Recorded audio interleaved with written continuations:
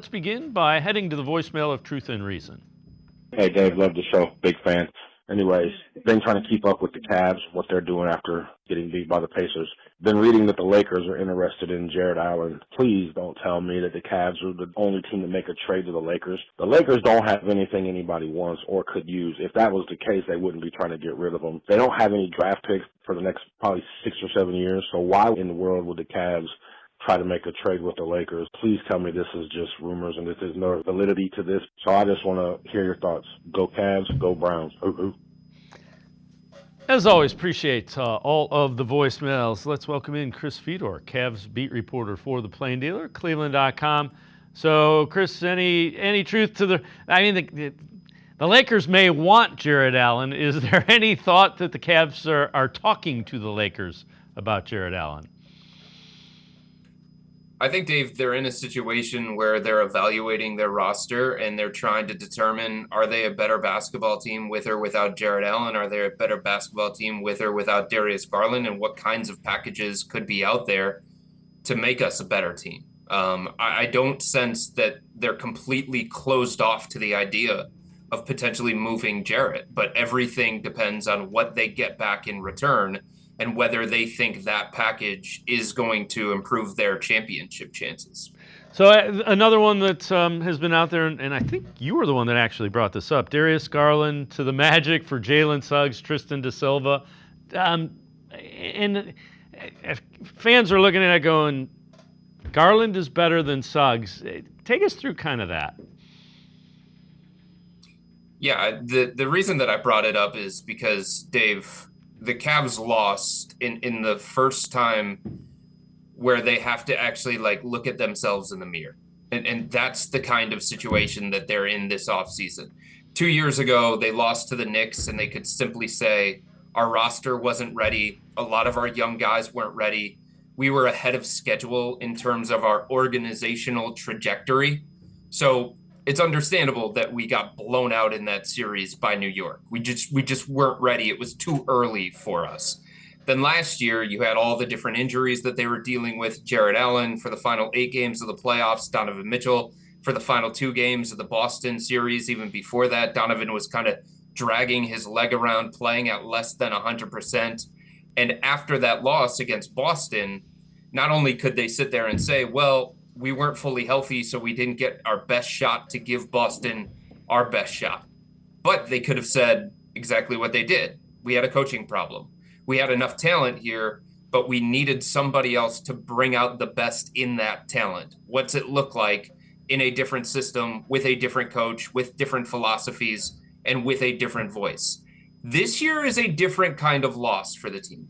There just aren't as many qualifiers attached to this one, right? There aren't as many excuses attached to this one. Sure, there's obviously Evan Mobley being at less than 100% after he sprained his ankle, Darius Garland limping all around the floor. But I just don't think there are enough people inside the organization, Dave, that feel like even if the Cavs were at full strength, that the outcome of that series would have gone in their favor. I think this is the first time that they actually lost a playoff series where they're looking at it saying, what do we have to do different as an organization? How do we have to become a better playoff level basketball team? Yeah, we've mastered the 82-game regular season, but what can we do to be better equipped in the 16-game season? And one of the options for them, if they want to explore an option, is reconfiguring the roster, reimagining the offense, and resetting their salary cap situation. And moving on from Darius Garland allows them to accomplish all 3 of those things. I'm not saying that they're going to, right, but I'm saying when they're looking at all of their avenues to improvement, that one specifically with Darius accomplishes all 3 of those things that they could potentially feel like would make them a better basketball team. And the whole idea behind the Jalen Suggs thing, and the reason that I brought it up, is Orlando, it's no secret, they want a point guard. They're going to be involved in every conversation, trade, free agency, for any point guard with a pulse. They need somebody that can organize their offense. They need somebody that can help them score the basketball. They have a hard time scoring 100 in today's day and age. That's really, really difficult. They need somebody to create easier shots for Paulo Banchero and Franz Wagner and some of those other guys on that roster. So they have a need there. And the Cavs need to get tougher. They need to get more defensive minded. I mean, if you think about that series against Indiana, the primary problem that the Cavs had is they had no answers defensively for the Pacers' offensive machine. And the Cavs said that they were a defense-first team. And the Cavs said that they were going to be this team that was going to lean on their defense and allow that to be their identity and their backbone. Of the 8 teams that played in the conference semifinals, no team had a worse defense in that particular round than the Cavs. So if you take Darius Garland out of the equation and you replace him with Jalen Suggs, yeah, you lose playmaking. Yeah, you lose shooting. Yeah, you lose scoring. But you increase your chances of thriving in a playoff environment on the defensive end of the floor against teams like the Knicks, against teams like the Celtics, against teams like the Indiana Pacers. You increase your chances at that end of the floor exponentially by taking Darius out of the equation and replacing him with an elite on-ball, feisty perimeter defender like Jalen Suggs.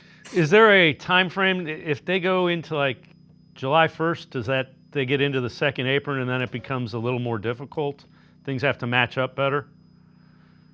I mean, everything that they have that they could consider doing, Dave, this offseason is going to be complicated because of the realities of where they are with their salary cap, because of the restrictions that come with being a second apron team, because of the luxury tax, the bill that Dan Gilbert is going to have to pay at some point. They have 4 high-priced players on this roster. It's Donovan Mitchell, it's Evan Mobley, it's Darius Garland, it's Jarrett Allen. And a majority of those guys are taking up the bulk of their salary. So the problems that they potentially run into when it comes to moves is all external. Internally, they can do the things that they want to do. If they want to re-sign Sam Merrill, they can do it. There aren't any penalties attached to that except for just paying a luxury tax bill. Because if you're a second apron team, the penalties and the restrictions come when you're trying to make moves outside the organization. So it just requires the Cavs to be a little bit more creative. It may require the Cavs, if they go down the route of trading one of these guys, and I'm not saying that they're going to, but if they go down that route, they might need a third team. They might need a fourth team, because a lot of those things that come with being a second apron team, a lot of those things are really, really complicated, and they really restrict some of the movement that you're able to make as a team that is in the second apron.